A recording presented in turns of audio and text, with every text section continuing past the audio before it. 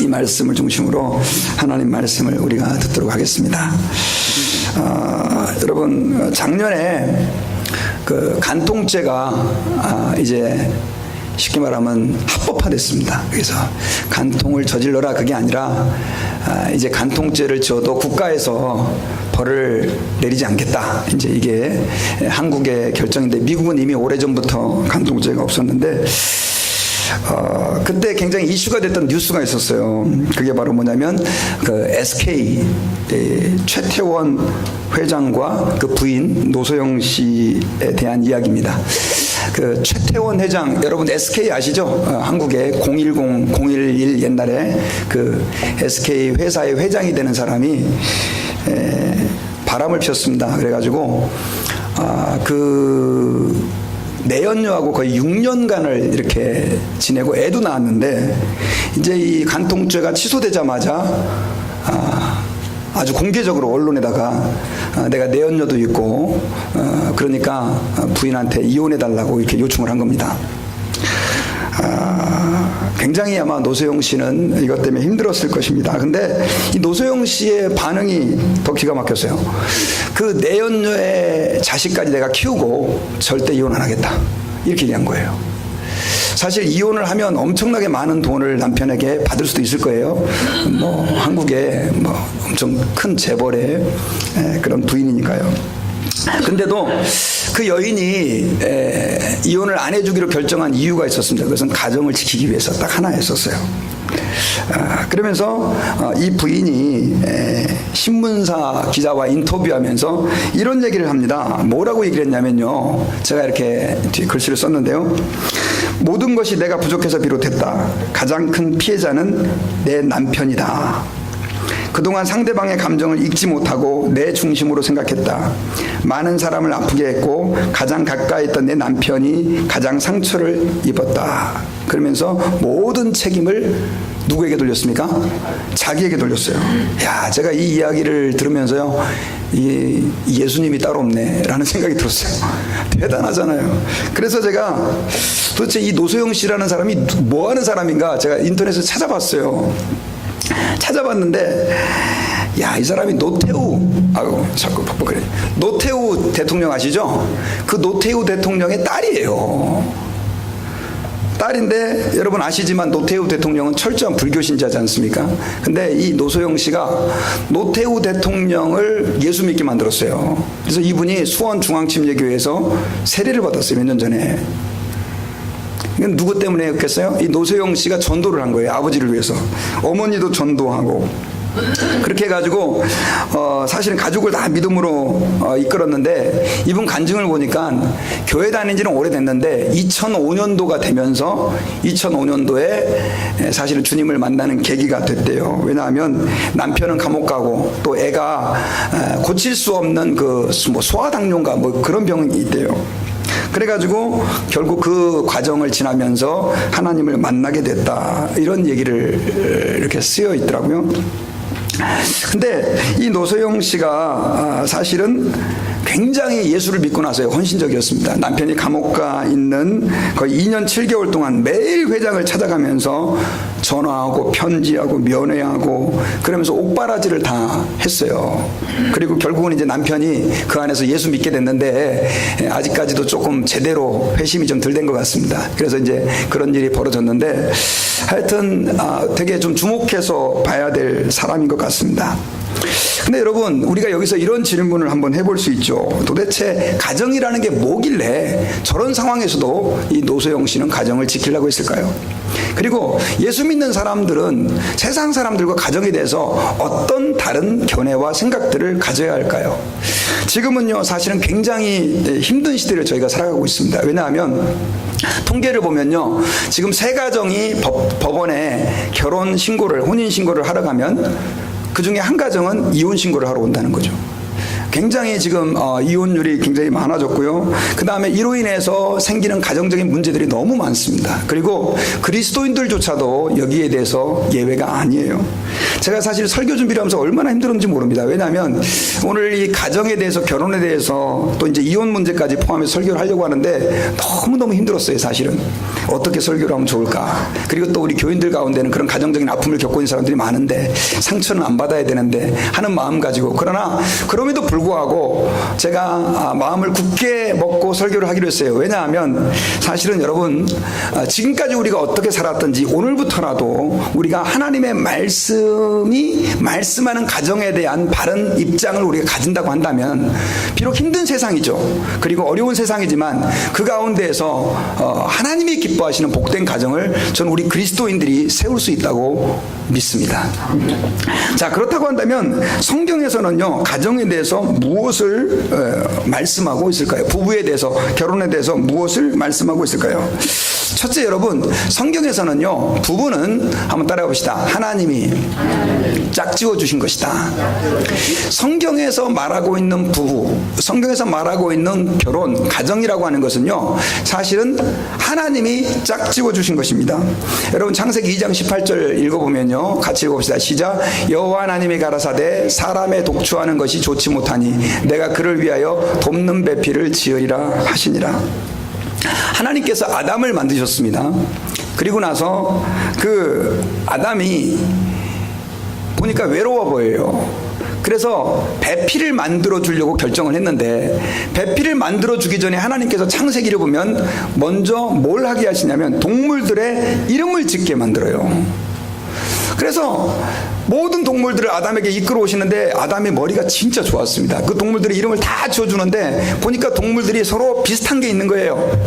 하나는 뭐예요? 하나는 남자, 하나는 여자, 암놈, 순놈, 동물들이 다 있는 거예요. 그러면서 얘들은 비슷하니까 이제 뭐 하나는 철수, 하나는 순이 뭐 이런 식으로 뭐 이름을 지어줬겠죠. 다 지어줬는데 나중에 동물들의 이름을 다 짓고 나서 보니까 나만 없는 거예요. 나만 옆에가 옆구리가 허전한 거예요. 그래 참, 야 나도 좀 있어야 될 텐데 이러고 있는데 하나님께서 그 아담을 잠들게 하시고 그 갈빗대를 취해 가지고 하와를 만들어 가지고 아담에게 데리고 오시는 장면이 오늘 본문에 기록되어 있는 말씀이에요. 근데 여러분, 여기서 우리가 좀 주목해서 봐야 되는 것은, 그렇게 해서 하나님께서 인류 최초의 가정을 만들어 주시는데 그 가정의 주관자가, 그 가정을 만드신 분이 누구라는 것입니까? 하나님이라는 거예요. 여러분, 가정은 누구에게서부터 시작됐습니까? 하나님에게서 시작이 됐다. 결국 여러분, 오늘날도 마찬가지입니다. 이 세상에 존재하는 모든 가정은요, 사실은 누가 짝지어 주시고 만드신 것입니까? 하나님이 짝지어 주시고 만드셨다라고 하는 사실을 저희들이 기억해야 합니다. 여러분, 하나님께서 내 가정을 만들어 주셨고 내 아내, 내 남편을 허락해 주셨다라고 하는 것은 굉장히 중요한 인식입니다. 왜냐하면 우리는 보통 결혼을 어떻게 생각하냐면 내가 좋아하는 사람 만나가지고 그냥 가정을 만드는 걸로 생각을 하는 거예요. 그리고 저 사람이 내가 필요해서 나는 저 사람과 부부의 연을 맺는다라고 생각하지만, 그러나 성경에서는요, 우리에게 분명하게 말씀하고 있어요. 어떤 목적으로든지 어떤 관계에서든지 우리가 가정을 형성한다 할지라도 그 가정을 만들도록 이끄시고 주관하시는 분은 누구라고요? 하나님이다 라고 하는 것을 우리는 여기서 분명하게 기억해야 합니다. 우리가 이러한 사실들을 알 때에 기억해야 될 것이 있어요. 그것은 바로 뭐냐면, 이렇게 하나님께서 가정을 만들어 주시고 하나님이 부부를 서로 짝지어 주셨다고 한다면 우리 사람이 함부로 그 가정을 깨트릴 수 있다 없다? 없다는 거죠. 자, 그래서 예수님은요, 하나님은 궁극적으로 이혼을 우리에게 허락해 주시지 않으셨어요. 이게 좀 여러분 마음에 부담이 되실 수도 있는데요, 마태복음 19장 4절과 5절과 6절 말씀을, 글씨가 좀 작죠? 한번 좀 봅시다. 시작. 예수께서 대답하여 이르시되 사람을 지으신 이가 본래 그들을 남자와 여자로 지으시고 말씀하시기를 그러므로 사람이 그 부모를 떠나서 아내와 합하여 그들이 한 몸이 될지니라 하신 것을 읽지 못하였느냐. 그런즉 이제 둘이 아니요 한 몸이니 그러므로 하나님이 짝지어 지어주신 것을 사람이 나누지 못할지니라 하시니라. 이거 예수님께서 하신 말씀이거든요. 여러분, 가정에 대해서 예수님께서 우리에게 주신 그 중요한 교훈이 뭐냐면, 이건 사도들의 말도 아니고 예수님이 직접 하신 말씀이에요. 하나님이 짝지어 주신 것을 사람이 나눌 수 있다 없다라고 하는 것이 성경에서 우리에게 가르쳐주고 있는 것입니다. 앞서서 말씀드렸지만 가정을 나눌 수 없는 근거가 뭐였어요? 하나님께서 짝을 지어 줬기 때문이다 라고 하는 것입니다. 여러분, 사실은 그래서 지금 저희들이 기억해야 될 것이 있습니다. 지금 내 아내, 내 남편, 내 가정은 여러분들의 손으로 만든 게 아니에요. 누구의 손으로 만들어 주신 거예요? 하나님께서 만들어 주신 거예요. 그러므로 여러분, 특별히 오늘 이 말씀을 듣는 내내 우리가 생각해야 될 것은요, 가정에 대해서 나는 이 여자가 좋아서 살아, 나는 이 남자가 좋아서 살아, 이런 개념이 아니고, 나는 이 여자가 싫어서 나는 가정을 깰 거야, 나는 이 남자가 싫어서 더 이상 살지 않을 거야, 이런 개념 자체가 사실 하나님의 입장에서 보면은 이것은 말씀과 거스리는 행동이라는 것이죠. 여러분, 사실 오늘 이 말씀은요, 굉장히 많은 논쟁을 가지고 있어요. 사실 이것은 예수님 때도 논쟁이 많이 됐던 것입니다. 왜냐하면 지금 우리가 이렇게 이혼이 말 그대로 팽배해 있는 그런 시대에 살고 있지만, 예수님 시대도 뭐 오늘날 같은 패턴은 아니었지만 그런 비슷한 패턴이 있었어요. 왜냐하면 초대교회 유대인들은요, 예수님 당시의 유대인들은 쉽게 말하면 너무 이혼을 쉽게 생각을 했기 때문에 그렇습니다. 그래서 많은 사람들이 그냥 대충 부인이 싫으면 이혼 증서 한 장 써주고요, 이혼을 하는 일들이 너무 많았던 거예요.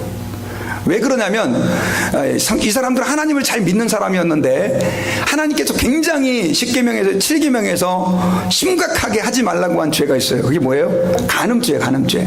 간음죄를 안 짓기 위해서 쉽게 말하면 이혼을 하는 거예요. 그래서 어떤 그 랍비들은요, 뭐라고 가르쳤냐면, 네 아내보다도 예쁜 여자가 있으면 그 아내를 버리고 그 여자와 결혼해라, 이렇게 가르치는 그런, 요즘 말하면 목사들도 있었단 말이에요. 그런 시대였었어요. 밥을 태우면 심지어 여자를 갖다가 내치고, 이런 것이 아주 일상화되던 시기가 그런 시대였었어요. 근데 그들이 여러분 그렇게 아내를 버리고 이혼을 쉽게 생각한 근거가 있었어요. 그게 뭐였냐면요, 자, 신명기서 24장 1절 말씀이에요. 이건 하나님께서 모세를 통해서 주신 성경 말씀인데, 유대인들이 이 말씀을 근거로 그렇게 이혼을 쉽게 생각한 거예요. 자, 같이 읽어봅시다. 시작. 사람이 아내를 취하여 데려온 후에 수치되는 일이 그에게 있음을 발견하고 그를 기뻐하지 아니하거든 이혼 증서를 써서 그 손에 주고 그를 자기 집에서 내어 보낼 것이요. 유대인들이 아내를 버린 그 근거로 사용했던 것이 뭐냐면, 아내를 데려온 후에 어떤 일이, 수치되는 일이 그에게 있음을 발견하고, 그러니까 이 부인이 수치되는 일, 그걸 발견하면 어떻게 하라는 거예요? 이혼 증서 써서 그냥 내보내라 이거예요. 그래가지고 이 사람들이 이 수치되는 일을 어떻게 해석을 했냐면, 아까 얘기했던 것처럼 밥을 태우는 일, 그리고 여자가 별로 안 예뻐진 거, 이런 것까지 다 그냥 집에서 한번 소리 질렀다고 너 그럼 나하고 이혼이야, 이렇게 해가지고 또 다른 여자 찾아가고, 이런 어떤 일들이 초대교회에 너무 많이 있었던 거죠. 사실은 이 말씀이 나오게 된 배경은요, 예수님께서 이제 사람들을 모아놓고 하나님 말씀을 가르칠 때 어떤 사람이 물었어요. 예수님, 이렇게 율법에는 이혼하는 것이 가능하도록 돼 있는데 예수님은 이혼에 대해서 어떻게 생각하십니까? 이렇게 물었단 말이에요. 그때 예수님께서요, 뭐라고 얘기를 하셨냐면, 자, 이 말씀 같이 한번 읽읍시다. 시작. 예수께서 가라사대 모세가 너희의 마음의 완악함을 인하여 아내 내어버림을 허락하였거니와 본래는 그렇지 아니하니라. 자, 여기 보니까 예수님께서는요, 모세가 그렇게 이혼을 해도 된다, 이혼 증서를 써서 보내라 라고 얘기한 그 근거는 뭐였습니까? 그 사람들이 완악했기 때문에. 실제로 여러분, 예수님 당시도 문제였지만 한 예수님보다 1500년 전이죠. 모세 당시에도요, 실제로 사람들이 그렇게 쉽게 이혼을 하는 일들이 많았어요. 근데 모세 시대 때는 어떤 문제가 있었냐면요, 여자의 인권이라는 게 뭐 거의 없었죠. 그리고 남자들은 마음만 먹으면 쉽게 여자를 바꿀 수 있었고, 심지어 그래가지고요, 결혼한 후에 하루 만에 여자를 버리는 그런 사람들도 있었던 거예요.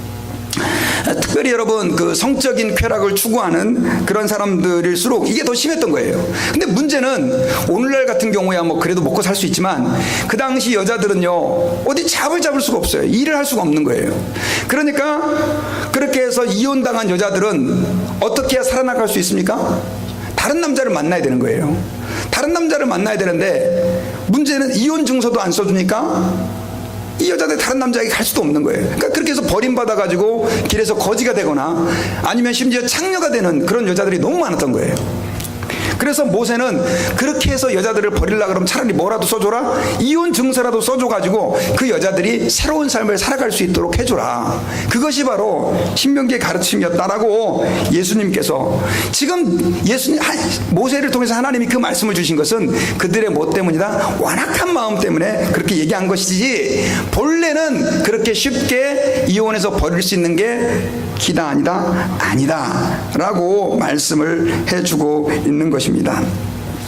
그래서 여러분 예수님께서는요 특별히 이 말씀을 중심으로 계속해서 가정의 중요성을 굉장히 많이 강조하셨다는 사실을 기억해야 되고요. 특별히 여러분 성경 전체를 보면요 하나님께서는 그래서 하나님이 짝지어준 가정을 우리 인간이 임의로 파기하는 것을 싫어하셨던 그런 내용들이 굉장히 많아요. 말라기서 2장 16절에서는요 하나님께서 말라기 선지자를 통해서 하신 말씀인데 같이 한번 읽어봅시다. 시작. 이스라엘의 하나님 여호와가 이르노니 나는 이혼하는 것과 학대로 옷을 가리우는 자를 미워하노라. 만군의 여호와의 말이니라. 그러므로 너희 심령을 삼가 지켜 괴사를 행치 말지니라. 자, 주님이 뭘 싫어하신다고요? 이혼하는 것을 좋아하시지 않는다라고 여기서는 분명하게 우리에게 말씀해주고 있죠. 고린도전서 7장 10절도 한번 보십시다. 자, 여기서도 뭐라고 얘기하고 있냐면요 같이 한번 읽어봅시다. 시작. 혼인한 자들에게 내가 명하노니 명하는 자는 내가 아니요 주시라. 여자는 남편에게서 갈리지 말고. 자, 여자는 남편에게서 갈리지 말아라. 이것이 성경의 교훈이죠. 그리고 7장 11절에서는요 만일 갈릴지라도 그냥 지내든지 다시 그 남편과 화합하든지 하라. 남편도 아내를 버리지 말라. 이렇게 말씀하셨죠. 자, 그러면 우리가 여기서 좀 고민을 한번 해야 됩니다. 사실 여러분 저도 지금 23년째 제 아내와 살고 있습니다. 근데 조금 이런 얘기하는 거 저희 집이 되게 싫어하는데요. 항상 행복했을까요? 23년 동안? 지금은 제가 굉장히 행복해요. 저희 가정에서 행복하고 저희 집사람도 많이 사랑하고 야, 참 내가 이 여자를 만난 게 되게 참 좋은 결정이었다. 우리 집사람이 굉장히 기분 좋을 거예요. 그렇게 생각하고 있습니다. 근데요 저도 목회자지만 제 아내와 이혼하고 싶을 때가 있었어요. 이런 얘기를 하는 게 여러분 어떻게 받아들일지 모르겠지만 그만큼 결혼이라는 게 힘든 과정이었다는 거예요. 이제 20몇 년 살아보니까 이제 조금 서로 맞추는 것도 알게 되고 밸런스도 이렇게 맞춰서 그냥 살아가는 거예요. 그리고 그러다 보니까 행복도 좀 알겠고요. 제가 신앙이 성숙해가고 제 인격이 성숙해가면서 사실은 그 부부 라이프도 이렇게 성숙돼가는 것을 제가 느꼈어요. 근데 만약에 제가 옛날에 이 말씀을 잘 몰랐다면 하나님께서 이혼을 싫어하신다라고 하는 것을 좀 깊이 내 마음에 새기지 않았다면 저는 목사지만 아마도 이혼했을지 모르겠어요. 솔직하게 얘기하는 거예요.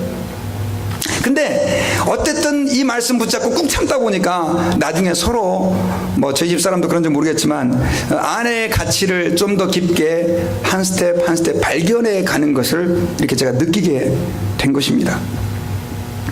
여러분 사실 이 땅에 많은 가정들이 지금 너무나 많이 헤어지고 있는데 정당한 사유가 없이 이혼하는 사람 없죠. 초대교회 같이 말 그대로 밥 튀었다고 이혼하고 그러면 사람이 아니죠. 다 얼마나 그 부부 사이에서 서로 갈등이 많습니까? 그래서 지금 이혼하는 분들 보면 대부분의 이유가 뭐냐면 성격 차이 이렇게 얘기 나와요. 진짜 심각해요. 성격 차이 문제.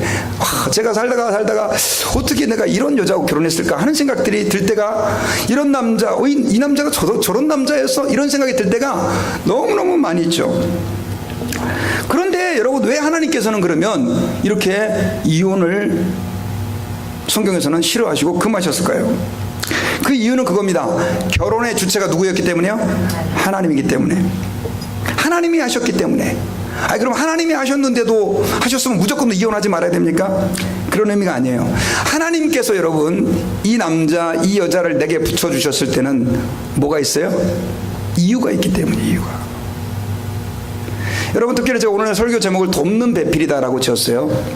돕는 배필이라고 하는 것은 뭐냐면요, 나와 다른 사람, 나의 부족한 점을 하나님께서 보완해 주기 위해서 배우자를 주시는 거예요. 그러다 보니까 그 사람은 나와 달라요. 다르다 보니까 거기에 갈등이 생길 수 있습니까? 없습니까? 있을 수밖에 없는 것이죠. 근데 거기에 그 갈등이 있다고 그래가지고 그냥 내가 이혼해 버린다면 결국 누가 불행해집니까? 내가 불행해지는 거죠.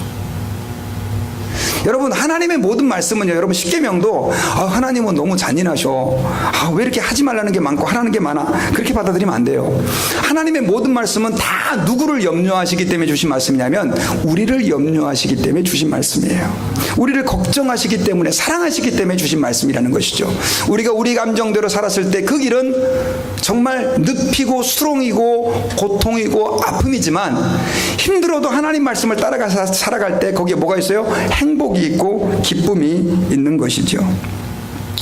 여러분 특별히 이건 통계인데요, 이혼한 사람들이 그리고 80% 정도는 대부분 다 이혼을 후회한대요. 왜냐하면 이혼해서 치러야 될 그 고통이 너무 많거든요.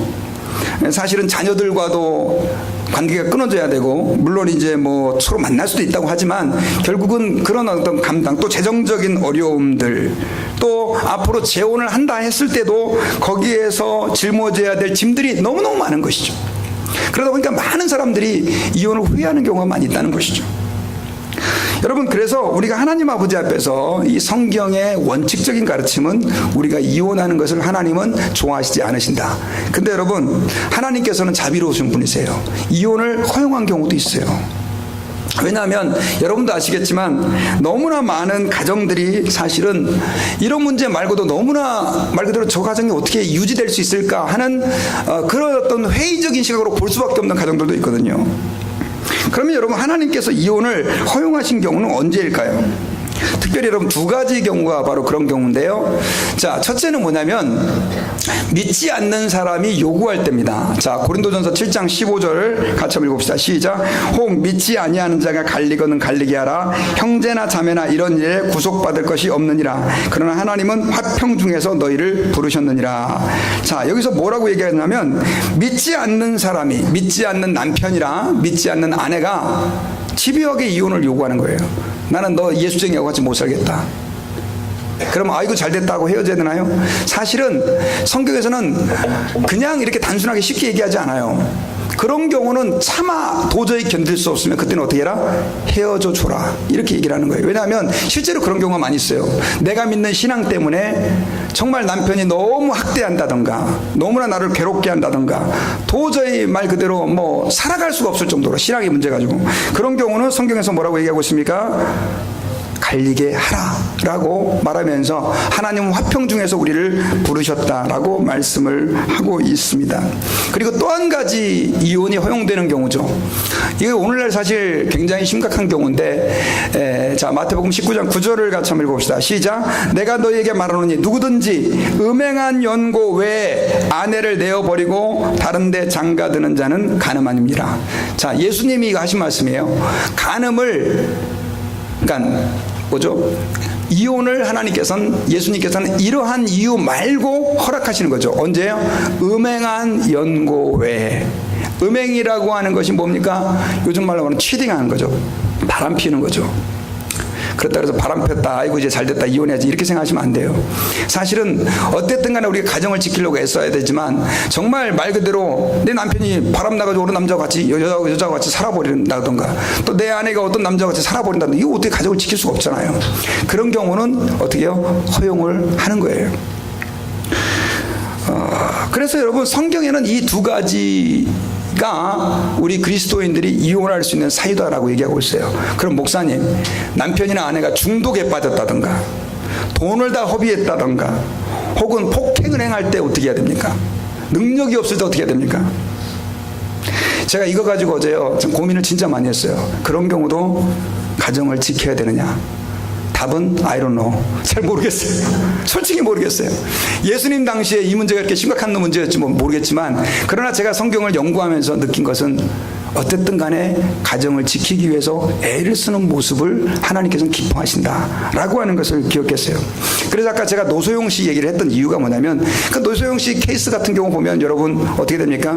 당연히 뭐 남편 갈리게 할 수 있죠. 그러나 저는 오히려 노소영 씨가 잘하는 것 같아요. 그렇게라도 어쨌든 가정을 지켜보려고 애를 쓰면서 자기가 회개하고 하면서 가정을 지키려고 하는 모습 가운데 뭔가 좀 굉장한 제가 은혜를 받았습니다. 여러분, 그래서 우리 예수 믿는 사람들이 하나님 아버지 앞에서 가정이 단순하게 나의 결정에 의해 형성된 조직이 아니라 하나님이 짝지어 주신 것이고 하나님이 만들어 주셨다라고 하는 것들을 우리가 확고하게 믿을 때 사실 어떻게 해야 됩니까? 가정은 노력함으로써 읽어가는 거예요. 절대로 가정은요 자연스럽게 자석처럼, 여러분 자석 있죠? 자석 N극과 S극이 두 개 있으면 어떻게 됩니까? 딱 달라붙죠? 띠 날라고 그래도 잘 안 떨어지잖아요. 사실 부부가 둘이 처음 만날 때는 어떻게 생각합니까? 당신은 N극, 나는 S극. 당신 없이는 난 못 살아. 그렇게 해서 결혼하지만 살아보면 나중에 보니까 이게 N극과 S극이 아니라 N극과 N극 서로 밀어내는 거예요. 자꾸 그걸 발견하게 되죠. 여러분, 사실은 서로 다르기 때문에 갈등이 생길 수밖에 없고, 그래서 우리는 어떻게 되느냐, 하나님이 짝지어준 가정을 어떻게든 간에 아름다운 가정으로 만들어갈 수 있도록 우리의 노력과 우리의 열심과 우리의 힘을 다해야 될 줄 믿습니다. 특별히 여러분 5월달에 우리가 힘을 내서 이렇게 좀 집중해서 계속해서 가정에 대해서, 결혼에 대해서 말씀을 듣는 이유가 뭡니까 여러분? 이게 부부 사이가 쉽게 그냥 잘 평화롭게 되기가 쉽지 않기 때문에 그런 거예요. 그래서 우리가 하나님의 말씀을 가지고 자꾸 우리를 어떻게 합니까? 체근하고 그 말씀에 우리를 복종시키는 거죠. 자, 그렇다고 한다면 여러분, 우리가 어떻게 하면 아름다운 가정을 지킬 수 있을까요? 성경에서 우리에게 몇 가지 중요한 원리를 얘기해 주고 있는데요. 그게 바로 뭐냐면 의무를 다하는 겁니다. 서로 의무를 다하는 거예요. 자, 고린도전서 7장 3절을 같이 한번 읽어봅시다. 시작. 남편은 그 아내에게 대한 의무를 다하고 아내도 그 남편에게 그렇게 하라. 자, 여러분, 부부가 아름다운 가정을 이루기 위해서 해야 될 게 뭐냐면 의무를 다하는 것입니다. 의무를 다하는 거. 혹시 이 가운데 결혼을 해야 될 사람들이 있다면 꼭 이렇게 하실 수 있기를 바랍니다. 그리고 지금 부부인 분들은 이걸 꼭 마음에 기억해야 돼요. 그리고 하나님 아버지 앞에서 그렇게 살도록, 그래서 아름다운 가정을 이룰 수 있도록 여러분들이 기도해야 돼요. 성경에서는 의무를 다하라 라고 이야기를 하고 있어요. 그렇다고 한다면 여러분 어떤 의무일까요? 사랑과 순종의 의무인데요. 자, 베드로전서 3장 1절에 보면, 자, 같이 읽어봅시다. 시작. 아내된 자들아, 이와 같이 자기 남편에게 순복하라. 이는 혹 도를 순종치 않는 자라도 말로 말미암지 않고 그 아내의 행위로 말미암아 구원을 얻게 하려 함이라. 자, 여기서 굉장히 중요한 걸 얘기하고 있는데요. 아내들이 남편에게 해야 될 의무, 그건 뭐냐면 남편에게 뭐 해라? 순복하라. submissive 이렇게 돼 있죠, 영어로는요. 이건 뭐냐면 남편에게 복종하는 거예요. 여러분, 이 요즘 젊은이들은요, 이 얘기하면 아니 목사님 남녀가 평등한데 왜 복종입니까? 이렇게 자꾸 얘기하는 젊은이들이 계셔요. 또 이제 나이가 한 50대신 분들은요, 50 넘어가신 분들은 목사님 무슨 순종입니까? 지금 나이가 제가 몇 살인데, 지금 나이가 지금 60이고 내가 70인데 그리고 50인데 아유 내가 이제는 절대 남편한테 순종 안 합니다. 내가 그동안 산 시간도 얼만데. 여러분 기억하세요. 제 가르침이 아니라 누가 이렇게 말씀하고 계십니까? 하나님께서 우리에게 말씀하고 있는 거예요. 남편한테 아내들은 어떻게 해야 됩니까? 순종해야 돼요. 순종한다 그래서 남편보다 질이 떨어지거나 더 낮아서가 아니에요. 여러분, 예수님은 하나님 아버지와 어떤 관계입니까? 동등하신 분이잖아요. 근데 예수님은 하나님 아버지께 어떻게 하셨죠? 십자가에 죽기까지 순종하셨잖아요. 예수님이 하나님 아버지보다 훨씬 떨어지는 분이신가요? 아니에요. 빌립보서 2장에 보면 그는 근본 하나님의 본체시나 하나님과 동등됨을 취할 것으로 여기지 아니하시고. 아내들이여, 남편에게 순종하십시오. 복종하십시오. 아멘을 안 하시네요. 돌아가신 분들, 남편이 미리 돌아가신 분들은 회개하시고 순종 안 하셨던 분들은 다시 한번 여쭤보겠습니다. 아내들이요, 남편에게 순종하십시오. 네, 아멘. 예? 역적이요? 예. 말을 안 듣죠. 여러분, 제가 이거 매년마다 얘기하는데요.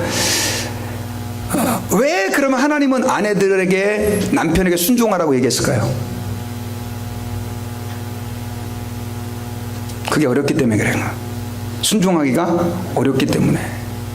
요즘에는 또 연상이 대세잖아요. 여자들이 남자들보다 나이도 또 많아요. 지금 저희 아들도 지금 뭐 여자친구를 하나 지금 이제 사귀는데 나이가 2살이 많아요. 저희 때만 해도 이렇게 시대가 많이, 저희 중씨 기성용이가 부인 한혜진이하고 나이 차이가 많이 나죠. 몇 살 차이 나요? 8살인가 여자가 많아요. 이야, 참, 그래서 요즘에 능력 있는 남자들은 연상의 여인을 얻는다 그러는데, 만약에 그런 관계쯤 되면 복종하기가 쉽습니까? 근데 여러분, 이거 기억하셔야 돼요. 하나님께서 교회에 목사를 세우셨잖아요. 여러분들로 하여금 하나님 말씀을 들을 때 목사가 나이가 많아서 들어야 됩니까? 설교를 잘해서 들어야 됩니까? 아닙니다. 하나님께서 그 목사를 리더로 세우신 거잖아요. 그래서 여러분들이 제 말을 들어주시고 복종하는 거잖아요. 마찬가지예요. 가정도 남편이 시원찮아요. 돈도 잘 못 벌고 생긴 것도 이렇게 더럽기도 이렇게 더럽고 게으르기도 이렇게 게으르고, 내가 어쩌다 이런 인간하고 같이 사나. 요즘에 그래서 뭐가 유행이냐면 졸혼이라고 알아요. 졸혼. 차마 이혼은 못하고, 그래가지고 50대가 되면요, 애들 이제 커가지고 이제 대학교 가고 그러면은 이제 졸업하는 거예요. 결혼 졸업. 도저히 못 살겠다, 이게 졸혼. 또 그러잖아요. 남자분들 연세 드시면 이제 삼시세끼 차려달라고 맨날 밥 달라고 그러잖아요. 부인들한테. 저 한 번씩 가끔씩 좀 밥 좀 하시고 그러세요. 근데 anyway, 여러분, 그런 남편에게 어떻게 복종하냐? 주님 말씀이라니까요. 여자분들, 주님 말씀이라니까요. 제 말이 아니라. 그리고요, 그게 어렵기 때문에 주님 명령하신 것이고, 남편들이 아내에게 가장 바라는 게 뭐냐? 여자들이 남편 말을 들어주는 거예요. 순종. 아닙니까? 남편들, 예, 복종하는 걸 원하는 거예요. 남편들 그래요, 안 그래요? 아멘. 네, 최 목사님이, 사모님이 상당히 저쪽에 계신데 예, 크게 아멘 하셨어요. 잘해야 복종. 예. 어떻게 복종이야? 그러잖아요. 예, 복종은요, 저 남편이 진짜 합리적이야, 그래서 복종하는 게 아니에요. 남편이기 때문에, 저 사람을 누가 세웠기 때문에? 하나님이 세웠기 때문에. 이렇게 얘기하면 또 아내분들이 섭섭해갖고 시험당해서 교회 안 나올 수도 있어요. 자, 남편들의 의무. 자, 같이 한번 읽어봅시다. 시작. 남편 된 자들아, 이와 같이 지식을 따라 너희 아내와 동거하고, 저는 더 연약한 그릇이요 또 생명의 은혜를 유업으로 함께 받을 자로 알아 귀히 여기라. 이는 너희 기도가 막히지 아니하게 하려 함이라. 자, 남편들에게 주시는 의무는 뭡니까? 그러면 남편들 기사 났죠. 의무가 뭐예요? 아내를 어떻게 해라? 귀하게 여기라. 아내는 어떤 그릇이다? 연약한 그릇이다. 남편들, 아내들에게 소리 빡빡 지르시죠? 그릇 깨져요. 아내를 어떻게 대해라? 귀하게 여겨라. 귀하게.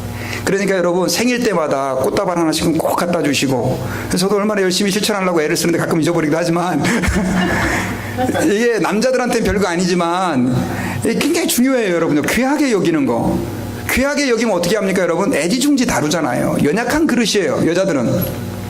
그래서 여러분, 특별히 남편들이 그러한 의무들을 다 하라고 우리 성경에서는 말씀하고 있어요. 그렇게 할 때 가정이 어떤 가정이 되는 겁니까? 건강한 가정이 되는 거예요.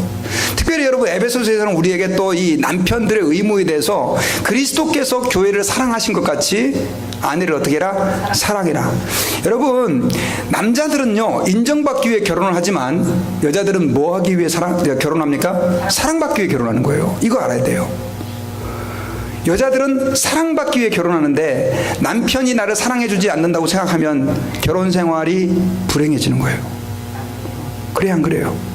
그러니까 남자들은 최선을 다해서 어떻게 합니까? 아내를 사랑하기 위해 써야 돼요. 연애할 때만 가가지고 막 어디 막 온갖 거 막 머리 막 다서 뭐 어디 멋진 데이트 장소 해가지고 또 막 선물도 막 탈탈탈 털고 골라가지고 없는 돈 다 빚까지 내가지고 막 선물 사주고 그게 근데 결혼하는 순간 땡 하면 안 된단 말이죠. 저도 찔리지만 계속해서 아내를 연약한 그릇으로 귀하게 여기면서 아내를 즐겁게 하기 위해서 남편들 어떻게 합니까? 애를 써야 되는 거예요. 그것이 뭐예요? 하나님께서 우리에게 가르쳐 주신 것이다 라고 하는 것입니다. 특별히 여러분, 저는 이렇게 좀 말씀을 드리고 싶어요. 사랑에는요, 뭐 여러 가지가 있지만 그 중에 성경에서 주로 얘기하는 게 이제 세 가지 사랑이 있는데, 뭐 부모의 사랑도 하나 더 있어요. 뭐 스토리계의 사랑이라고 그래서 근데 그건 빼놓고 아가페, 에로스, 필리아의 사랑인데, 여러분 남녀가 둘이 막 불붙는 사랑 있죠. 그건 뭐냐면 에로스의 사랑이에요. 근데 이 에로스의 사랑은 학자들이 진짜 연구를 했어요. 결혼하고 나서 1년 반이면 다 없어져요. 그 다음에 뭐만 남습니까? 필리아, 우정이에요. 그 다음에 또 뭐예요? 아가페의 마음, 아가페의 사랑. 하나님이 우리를 사랑하시는 사랑이 아가페 사랑이거든요. 여러분, 예수님께서 말씀하셨죠. 그리스도께서 교회를 사랑하신 것처럼 남편들아 아내를 사랑하라. 왜 아멘을 안 하시나요? 남편이 아내들은 아멘 안 해도 돼요. 예, 그래서 여러분 자꾸만 에로스의 사랑만 찾다 보면 끊임없이 바람피게 돼요. 왜요? 절대 아내에게선 그 에로스의 사랑이 100% 채워줄 수 없거든요. 우리는 아가페의 사랑으로 아내를 사랑하고 또 귀하게 여겨줄 줄 아는 마음들을 가져야 된다라고 하는 것입니다. 그 다음에 또 아름다운 가정을 지키려면 어떻게 되냐면요, 음행을 피해야 됩니다. 이건 남자나 여자나 다 해당되는 얘기인데요. 자, 잠언서 5장 8절에 보니까 내 길을 그에게서 멀리하라. 그 집 문 가까이도 그 집 문에도 가까이 가지 말아라. 이건 아들한테 이제 아버지가 주는 교훈이에요. 근데 그 집 문에다, 그 집 문이라는 것은 창녀의 집을 얘기하는 거예요. 그러니까는 여러분 지금 얼마나 많이 음란이 횡행하고 있습니까? 얼마나 많은 사람들이 지금 음행을 행하고 있나요? 지금은 이제 음행을 죄라고도 얘기할 수 없는 시대가 되어버렸잖아요. 그런데 여러분 성경에서는 우리에게 아주 강하게 얘기합니다. 문에라도 가까이 하지 말아라. 여러분 특별히 얼마나 많은 가정들, 남편들과 아내들이 지금 음행에 빠져가지고 가정이 깨지고 있는지 몰라요. 여러분 우리 그리스도인들은요, 음행을 어떻게 해야 됩니까? 피해야 돼요. 멀리해야 돼요. 가까이도 가지 말아라. 특별히 여러분 히브리서 13장 4절에서는요 이렇게 얘기하고 있어요. 다 같이 읽읍시다. 시작. 모든 사람은 혼인을 귀히 여기고 침소를 더럽히지 않게 하라. 음행하는 자들과 간음하는 자들을 하나님이 심판하시리라. 음행하는 자들하고 간음하는 자들을 어떻게 한다고요? 하나님이 심판하신대요. 여러분 우리는 하나님 아버지 앞에서 그래서 이 사실을 기억해야 됩니다. 오늘날 이제 한국에 간통죄도 없어졌겠다. 미국은 뭐 또 그런 거 가지고 구속 안 하잖아요. 이렇게 생각하시면 안 돼요. 여러분 하나님 아버지 앞에 우리 예수 믿는 사람들은 내가 예수 믿는 믿음을 지키는 것이 너무 중요한 것처럼 동일하게 우리의 순교를 지키는 게 중요해요. 특별히 결혼하신 분들, 뭐 우리 교회는 그런 분들이 안 계신 걸로 알고 있겠지만 여러분 다른 남자 여자분들 혹은 또 다른 여자 아내가 있고 남편이 있는 사람들이 있는 분들은요 어떻게 됩니까? 깨끗하게 정리해야 돼요. 안 돼요. 그거 하나님이 기뻐하시는 게 아니에요. 그것은 내가 하나님 앞에 짓는 범죄이기도 하지만 결국 그 가정을 또한 깨는 거예요. 그리고 십계명에도 뭐라고 되어 있습니까? 내 이웃의 집 아내를 탐하지 말아라. 이것은 우리가 그런 경향들이 있기 때문에 그런 거예요. 죄에 빠져 있기 때문에. 이렇게 유혹 안 받는 사람이 누가 있습니까? 다 유혹받죠.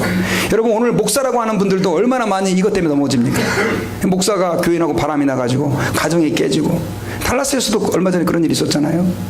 여러분 그만큼 우리 인간은 여기에 대해서 연약하다는 것이죠. 그래서 우리는 늘 하나님 앞에서 말씀과 기도로 깨어있고 이것들을 어떻게 해요? 마음에 새기고 있어야 되는 것이죠. 그리고 또 한 가지 말씀드린다면 우리는 숨기는 것이 없어야 돼요. 아름다운 과정이 되기 위해서는 자 아담과 그 안에 두 사람이 벌거벗었으나 어떻게 한다? 부끄러워 하였다. 이것은 그 사람들이 가정 안에 서로 부부가 뭐예요? 숨기는 것이 없었다는 거예요.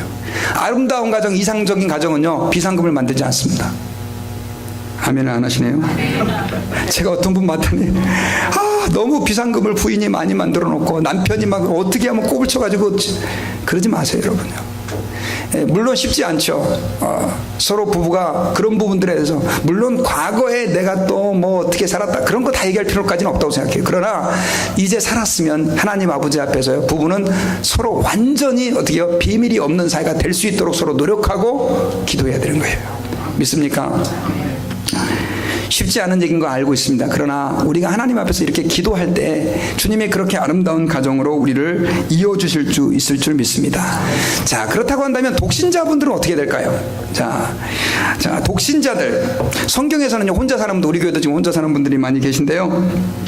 혼자 사는 분들은요, 우리 고린도전서 7장 7절부터 9절까지 교훈을 기억해야 됩니다. 자, 별로 기분은 안 좋으실 거예요. 그러나 한번 읽어봅시다. 자, 시작. 나는 모든 사람이 나와 같기를 원한다. 그러나 각각 하나님께 받은 자기의 은사가 있으니 하나는 이러하고 하나는 저러하니라.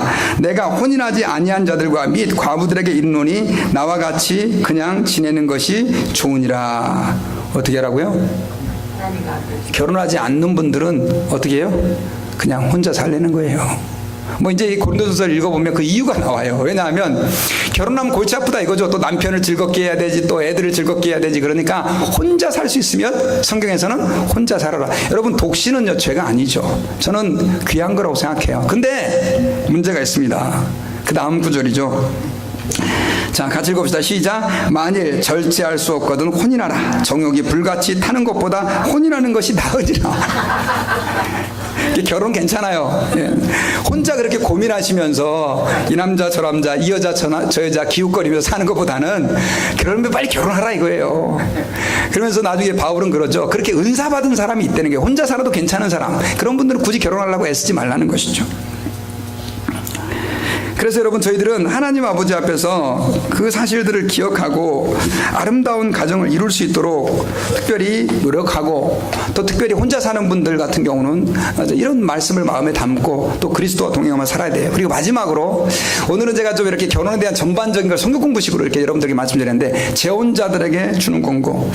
여러분, 교회 이제 재혼하신 분들도 계시죠. 근데 사실은 이혼, 예전에 예수 믿지 않았을 때라든가 혹은 내가 잘 몰라서 이혼하신 분들도 계실 겁니다. 또 어떤 형태로든 간에 남편의 잘못, 아내의 잘못으로 인해 이혼한 사람들도 있고요. 그런 분들도 많이 계신데, 그런 분들은 기억해야 돼요. 현재 배우자를 하나님이 나에게 허락해 주신, 만들어 주신 배필로 알고 최선을 다해서 사랑하고 아껴주고 결혼을 깨트리지 않기 위해서 노력해야 돼요. 믿습니까? 그렇게. 그리고요, 특별히 우리 예수님은요 5번이나 결혼했다 이혼했다. 참, 이혼 5번 한다는 게 쉽지 않죠. 근데 그 사마리아 여인이 남편을 5명이나 바꿨잖아요. 근데 예수님께서 너 어떻게 여자가 칠칠맞게 남편을 5명이나 바꾸자 이렇게 얘기하셨나요? 아니죠. 정죄하면 안 돼요. 여러분, 그리고요, 특별히 우리 교인들은 하나님 아버지 앞에서 서로, 오히려 저는 이렇게 생각해요. 재혼하신 분들은 훨씬 더 마음에 뭐가 많습니까? 상처가 많은 거죠. 또 이혼하셔가지고 혼자 사는 분들, 그런 분들은 우리가 더 어떻게 합니까? 마음을 다해서 아껴주고 사랑해주고 그분들을 권면해주고 도와주고 이렇게 해야 되는 거예요. 근데 어떤 분들은 그거 가지고 막 손가락질하는 사람이 있어요, 교회 안에. 우리 교회는 안 계시지만. 이건 이제 성경적인 태도가 아니에요. 하나님 아버지 앞에서 연약한 지체들 끌어주고, 그래서 서로 아름다운 가정, 아름다운 삶을 살아갈 수 있도록 권면하고 끌어주는 우리 다사랑 교회가 돼야 될 줄 믿습니다. 저는 이제 말씀의 결론을 맺겠습니다. 주님께서는요, 가정, 부부를 얘기할 때 누가 만들어줬다? 하나님이 만들어줬다. 하나님이 짝지어줬다. 이걸 말씀하고 있어요. 그래서 사람이 그것을 함부로 나눌 수 있다 없다? 없다. 우리 이 사실을 기억해야 돼요. 물론 힘들어요. 부부가 살다 보면요, 이게 말씀 듣고 나서도 집에 가가지고 또 부닥칠 수도 있어요. 그게 부부예요. 그럼에도 불구하고 우리는 어떻게 해요? 하나님의 말씀을 붙잡고 아름다운 가정을 지켜나가기 위해서 어떻게 해야 됩니까? 우리가 애를 쓰고 서로 기도해주고 힘쓰고 노력하는 그런 가정이 되어야 될 줄 믿습니다. 그렇게 될 때 하나님이 우리를 통해 영광 받으시고 우리가 행복해지고 내 자녀들이 행복해지고 우리 이웃들이 우리 때문에 하나님께 영광 돌리는 일이 일어나게 될 줄 믿습니다. 기도하겠습니다. 하나님 아버지, 감사합니다. 오늘 말씀을 통해서 가정의 그 주관자가, 가정을 만들어주신 분이 하나님이신 것을 다시 한번 알게 해주신 것을 감사합니다. 주님, 저희들 참으로 많은 가정들이 깨지고 아픔을 겪고 있는 이 시대 속에서 오늘 이 말씀 힘들고 어렵지만 붙잡고 아름다운 가정을 건설해 가기를 주님 소망합니다. 저들에게 인내심도 주시고 또 하나님 말씀을 따라 아내를 사랑하고 남편을 순종할 수 있는 그런 마음도 주시고 또 하나님 앞에 신의와 정의와 또 진실을 지켜나갈 수 있는 은혜도 우리에게 부어주셔서 복된 가정 아름다운 가정 이루어 주님께 영광 돌릴 수 있도록 하나님 은혜를 내려 주옵소서. 감사하고 예수님 이름으로 기도하옵나이다. 아멘.